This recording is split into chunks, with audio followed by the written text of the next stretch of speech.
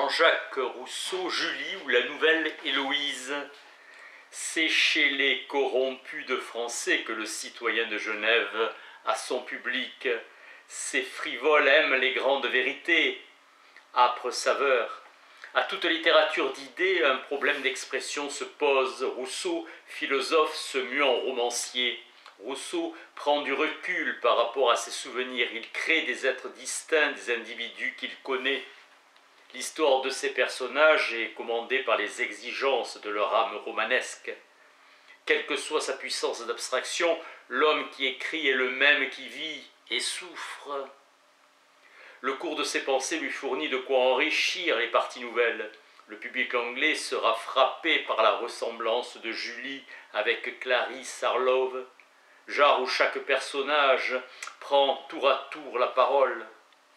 Schéma d'intrigue emprunté à Richardson, Julie comme Clarisse est mise en demeure et celui que son père a choisi d'épouser celui que son père a choisi alors qu'elle aime Lovelace. Julie se distingue par sa simplicité, la religion se défend en s'affirmant comme sentiment. Le cœur de l'homme est son refuge sûr. Sentiment réconfortant de la certitude de l'existence de Dieu, la conviction tient intimement à la vie. Avec la femme, Rousseau développe la vertu consolatrice. Du fond de l'inconscience, le rêve laisse affleurer des motifs chargés de sens. Elle s'exalte en un mysticisme triste. Le bonheur m'ennuie. Rien n'est beau que ce qui n'est pas la piété est un appui qui empêche les femmes de tomber. Volmar disait un opium pour les femmes. Tomant de romans de Julie vertueuse, étreinte d'une passion secrète. Avec les estampes, l'habileté de l'artiste consiste à faire imaginer au spectateur beaucoup de choses qui ne sont pas sur la planche. Tout honnête homme doit avouer les livres qu'il publie. Vos attraits, belle Julie, ont ébloui mes yeux, égaré mon cœur. Par pitié, ne m'abandonnez pas à moi-même. La modestie et l'honnêteté me sont chères. J'aime à les nourrir dans une vie simple et laborieuse. L'esprit s'orne, la raison s'éclaire, l'âme se fortifie, le cœur jouit. Que manque-t-il à notre bonheur? Je voudrais vivre pour vous et c'est vous qui m'ôtez la vie. Nous sommes plus riches que nous le pensons. La grande erreur de ceux qui étudient est de se fier trop à leurs livres. Nous trouvons au-dedans de nous les principes et les règles. La famille est l'image de l'État. Que d'amertume se mêle à la douceur de me rapprocher de vous. Mon bonheur devient mon supplice. Ma passion pour l'étude s'accorde mal avec une vie aussi active. Service d'un régiment, le flambeau de l'amour guidez mes pas. Tout homme craint de mourir, c'est la grande loi des êtres sensibles. Si l'amour ne règne pas, la raison choisira seule. Si l'amour règne, la nature a déjà choisi. Ce qui rend les amitiés si tièdes et si peu durables entre les femmes, ce sont les intérêts de l'amour. L'empire de la beauté, la jalousie, les conquêtes. Laisse les méchants qui montrent leur fortune et cachent leur cœur. Le seul exemple du bonheur sur la terre se trouve dans un homme de bien. Il n'est pas bien que l'homme soit seul. Divine amitié, j'ai peur que celui qui dès la première vue me traite comme un ami de 20 ans ne me traitât au bout de 20 ans comme un inconnu.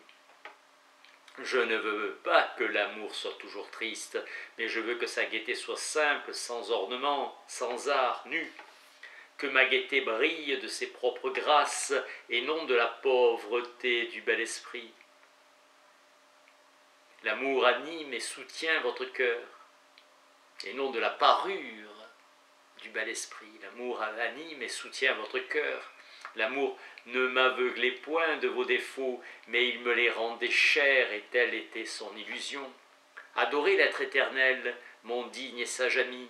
Tu ne fus qu'un lâche pour avoir refusé au crime heureux l'hommage de la vertu dans les fers. En attendant que je mérite de vous servir, au moins que je vous obéisse. On a beau fuir ce qui nous est cher, son image, plus vite que la mer et les vents, nous suit au bout de l'univers. La pure morale est si chargée de devoirs sévères que si on la surcharge, c'est aux dépens de l'essentiel. Les moines soumis à 1000 règles inutiles ne savent ce que c'est qu'honneur et vertu.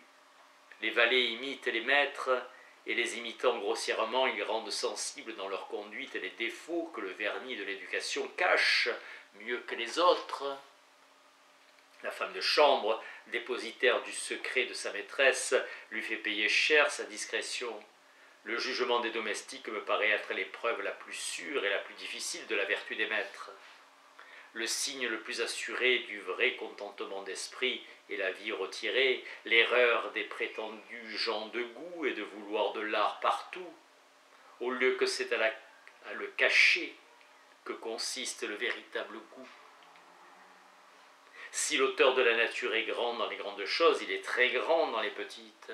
Votre cœur vous en a longtemps imposé sur vos lumières, vous avez pris le sentiment pour de la raison. Un cœur droit est le premier organe de la vérité. Celui qui n'a rien senti ne sait rien apprendre. Voulez-vous n'être qu'un discoureur, comme les autres, et vous borner à faire de bons livres au lieu de bonnes actions? Heureux le pays où le mérite qui se cache en est d'autant plus estimé, mais nous laissons beaucoup de choses au hasard. C'est dans l'harmonie du couple qu'est la source de leur richesse. Le premier pas vers le bien est de ne point faire de mal. Le premier pas vers le bonheur est de ne point souffrir. Ne pas favoriser les changements de conditions, mais de contribuer à rendre heureux chacun dans la sienne. On ne jouit sans inquiétude que de ce qu'on peut perdre sans peine. Et si le vrai bonheur appartient aux sages, c'est parce qu'il est de tous les hommes celui à qui la fortune peut le moins ôter. Homme petit et vain, montre-toi ton pouvoir, montre-moi ton pouvoir. Je te montrerai ta misère. L'amour maternel est de voir ses enfants heureux. Ce qui nourrit les criailleries des enfants, c'est l'attention qu'on y fait, soit pour leur céder, soit pour les contrarier. Ils questionnent moins pour s'instruire que pour importuner. Un esprit qu'on exerce à rien devient lourd et pesant dans l'inaction.